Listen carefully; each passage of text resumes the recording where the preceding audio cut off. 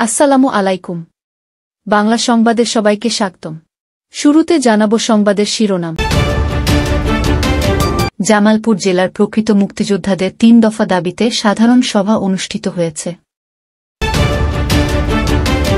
এরপরে জানাবো দ্রুতই ৫, ১০ ও ২০ টাকা নোট পরিবর্তন করা হবে বলেছেন অর্থ উপদেষ্টা। আরও জানাবো প্রধান উপদেষ্টার ত্রাণ তহবিলে ৪.৫ লাখ টাকা দিল শিবচরের মুক্তিযোদ্ধারা। সে সঙ্গে জানাবো বাংলাদেশের সঙ্গে সম্পর্ক উন্নয়ন চায় পাকিস্তান, কৌশলপত্র প্রস্তুত। সংবাদ শেষে জানাবো ৯ নং sector commander major M A জলিলের সকল সম্মান ফিরিয়ে দেওয়ার দাবিতে মতবিনিময় সভা। দর্শক শুনছিলেন সংবাদ শিরোনাম, এখন বিস্তারিত। জামালপুর জেলার প্রকৃত মুক্তিযোদ্ধাদের ৩ দফা দাবিতে সাধারণ সভা অনুষ্ঠিত হয়েছে। ২ সেপ্টেম্বর সোমবার বিকালে জামালপুর শহরের মাতিসদন রোডে জেলা মুক্তিযোদ্ধা কমপ্লেক্স ভবনে সাধারণ সভা অনুষ্ঠিত হয়। সাধারণ সভায় প্রায় ৩ শতাধিক প্রকৃত মুক্তিযোদ্ধারা অংশগ্রহণ করেন। সাবেক স্বাস্থ্য উপমন্ত্রী বীর মুক্তিযোদ্ধা সিরাজুল হকের সভাপতিত্বে সাধারণ সভায় বক্তব্য রাখেন মুক্তিযোদ্ধা সংসদের সাবেক জেলা কমান্ডের কমান্ডার বীর মুক্তি মোখলেসুর রহমান হিরো, সাবেক ডেপুটি কমান্ডার বীর মুক্তিযোদ্ধা নাদিম তালুকদার, থানা কমান্ডের সাবেক কমান্ডার জালাল উদ্দিন, বীর মুক্তিযোদ্ধা আলাউদ্দিন, বীর মুক্তিযোদ্ধা জাহাঙ্গীর আলম বাবু, আবু বক্কর প্রমুখ।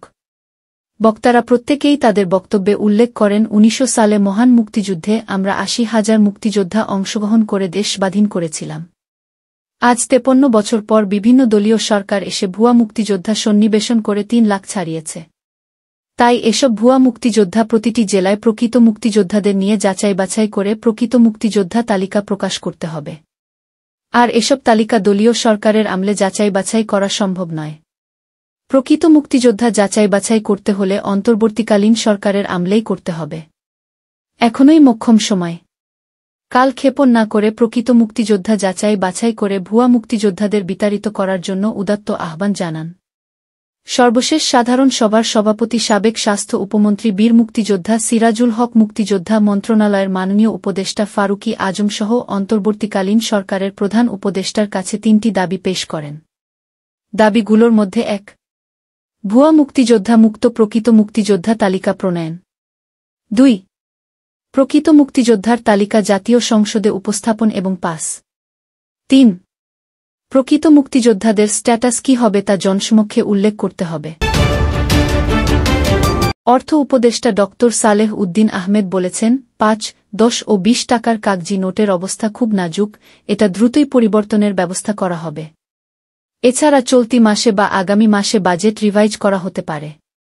সোমবার ২ সেপ্টেম্বর সকালে সচিবালয় রপ্তানি উন্নয়ন ব্যুরোর কর্মকর্তাদের সঙ্গে বৈঠক শেষে সাংবাদিকদের এসব কথা বলেন তিনি। অর্থ উপদেষ্টা বলেন, দেশের মানুষকে মুদ্রা যত্নের সঙ্গে ব্যবহার করতে হবে। বাজেটে বড় বড় উন্নয়ন খাতের প্রকল্পগুলোর বিষয়ে সরকারের উচ্চ পর্যায়ে সিদ্ধান্ত হবে। তিনি বলেন, কালো টাকা সাদা করার সুযোগ আমরা বন্ধ করে দিয়েছি। জিডিপির বাস্তব সংখ্যা কত বা এর বৃদ্ধি পরিসংখ্যান জানার কাজ চলছে।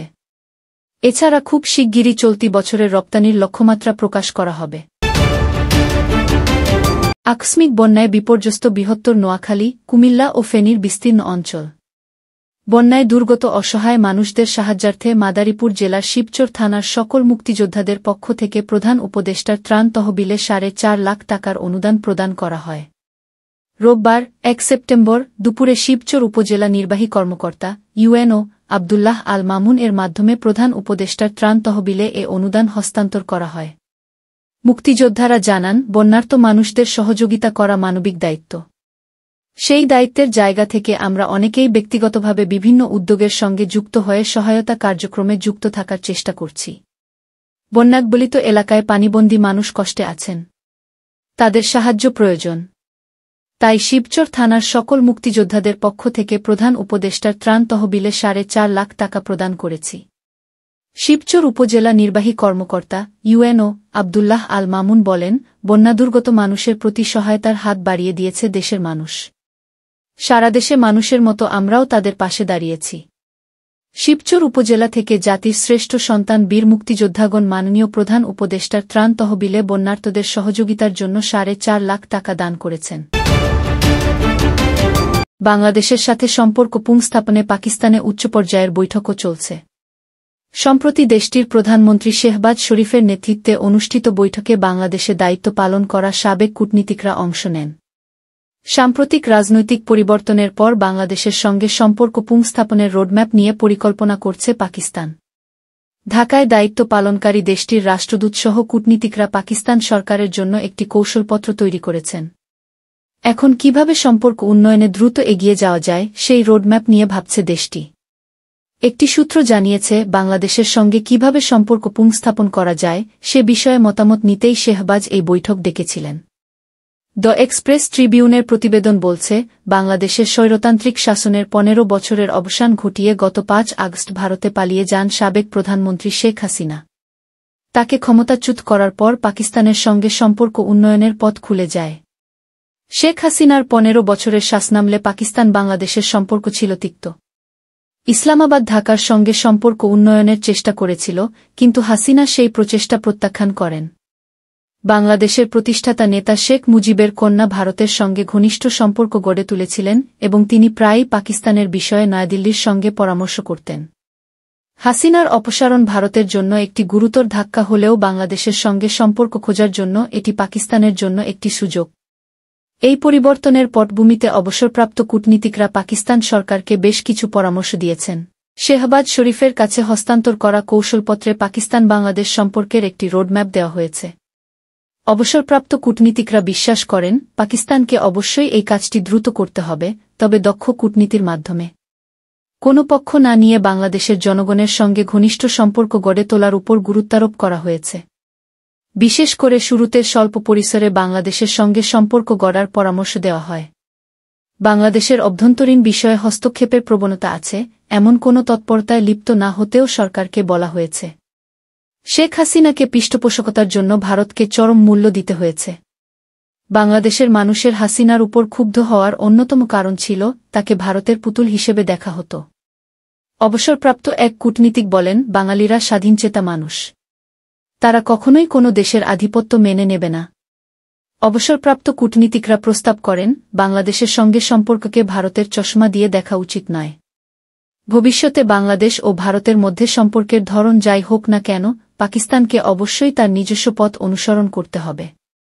পর্যবেক্ষকদের মতে, ভারত ও বাংলাদেশের মধ্যে ৪,০০০ কিলোমিটারেরও বেশি দীর্ঘ সীমান্ত রয়েছে। তাদের বর্তমান বৈরিতা সত্ত্বেও উভয় দেশের কিছু কার্যকরী সম্পর্ক থাকতেই হবে। একজন অবসরপ্রাপ্ত আমলা পরামর্শ দিয়েছিলেন, পাকিস্তান বাংলাদেশ সম্পর্কে একজন বিশেষ দূত নিয়োগ করতে পারে বা এমন কাউকে হাই কমিশনার করতে পারে, যিনি বাংলাভাষী। তিনি বলেন, ফরেন সার্ভিসের অনেক ভালো অবসরপ্রাপ্ত কর্মকর্তা আছেন, যারা বাংলাভাষী। পাকিস্তান যদি ৭৮ বছর বয়সী মুনির আকরামকে জাতিসংঘের রাষ্ট্রদূত হিসেবে নিতে পারে, তাহলে আমরা কেন ঢাকায় একজন অভিজ্ঞ কূটনীতিককে নিয়োগ দিতে পারব না? শেখ হাসিনার আমলে বাংলাদেশের সঙ্গে দ্বিপক্ষীয় সম্পর্কের অবনতির কারণে পাকিস্তান ঢাকায় যোগ্য ফরেন সার্ভিস অফিসার নিয়োগ বন্ধ করে দেয়। এদিকে সম্প্রতি বাংলাদেশ সরকারের প্রধান উপদেষ্টা প্রফেসর মুহাম্মদ ইউনূসের সঙ্গে কথা বলেছেন শেহবাজ শরীফ। বহু বছরের মধ্যে দুই দেশের মধ্যে এটিই ছিল প্রথম সর্বোচ্চ পর্যায়ে কথোপকথন। পাকিস্তান ও বাংলাদেশের পররাষ্ট্র সচিবরাও সম্প্রতি ওয়াইসি সম্মেলনের ফাঁকে বৈঠক করেছেন।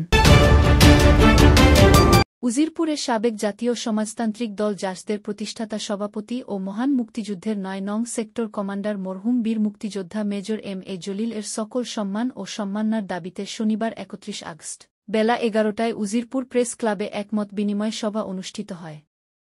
এ সময় মেজর এম এ জলিল এর স্মৃতি সংরক্ষণ কমিটির আহ্বায়ক ও সাবেক উপজেলা চেয়ারম্যান আবুল কালাম আজাদ বাদল বলেন, মহান মুক্তিযুদ্ধের বীর সেনানী ৯ নং সেক্টর কমান্ডার মহান দেশপ্রেমিক মরহুম মেজর এম এ জলিল এর সকল সম্মান ও সম্মাননার জন্য আমাদের বিভিন্ন দাবি রয়েছে। মুক্তিযোদ্ধা ও সংগঠনের পক্ষে তিনি বলেন, এ মহান মুক্তিযোদ্ধার সম্মানে আমাদের দাবি হল, মরহুম মেজর এম এ জলিলকে মুক্তিযুদ্ধের বীর সেনানী ৯ নং সেক্টর কমান্ডার হিসেবে স্বীকৃতি প্রদান করতে হবে। মুক্তিযুদ্ধের শ্রেষ্ঠ উত্তম খেতাব মরহুম মেজর এম এ জলিলকে প্রদান করতে হবে। প্রস্তাবিক উজিরপুর সাতলা সড়ক মরহুম মেজর এম এ জলিল এর নামে নামকরণ করতে হবে। লেবুখালী ক্যান্টনমেন্ট পটুয়াখালী এর নাম মরহুম মেজর এম এ জলিল এর নামে নামকরণ করতে হবে। বরিশাল বিমান বন্দর এর নাম মরহুম মেজর এম এ জলিল এর নামে নামকরণ করতে হবে। মতবিনিময় সভায় বিভিন্ন রাজনৈতিক সামাজিক ব্যক্তিবর্গ ও বিভিন্ন পত্রপত্রিকার সাংবাদিকগণ উপস্থিত ছিলেন। বক্তারা বলেন, মেজর এম এ জলিল তিনি উজিরপুর ও সারা দেশের সম্পদ, তাই রাজনৈতিক কারণে তাকে নিয়ে মুক্তিযুদ্ধের প্রকৃতি ইতিহাসকে বাদ দিয়ে জাতিকে কলঙ্কিত করেছে। তাই রাষ্ট্র থেকে প্রকৃত মুক্তিযুদ্ধের ইতিহাস পরবর্তী প্রজন্মের কাছে তুলে ধরতে হবে। একই সাথে বিভিন্ন রাজনৈতিক কারণে যে সকল ব্যক্তি মুক্তিযোদ্ধা না হয়ে মুক্তিযুদ্ধের সুবিধা নিচ্ছে তাদেরকে খুঁজে বের করে আইনের আওতায় আনতে হবে। দেশে ভূয়া মুক্তিযোদ্ধারা ও মুক্তিযোদ্ধার সন্তান না হয়ে বিভিন্ন কোটায় সরকারি বেসরকারি চাকরি করছেন তাদেরকে খুঁজে বের করে শাস্তির আওতায় আনতে হবে।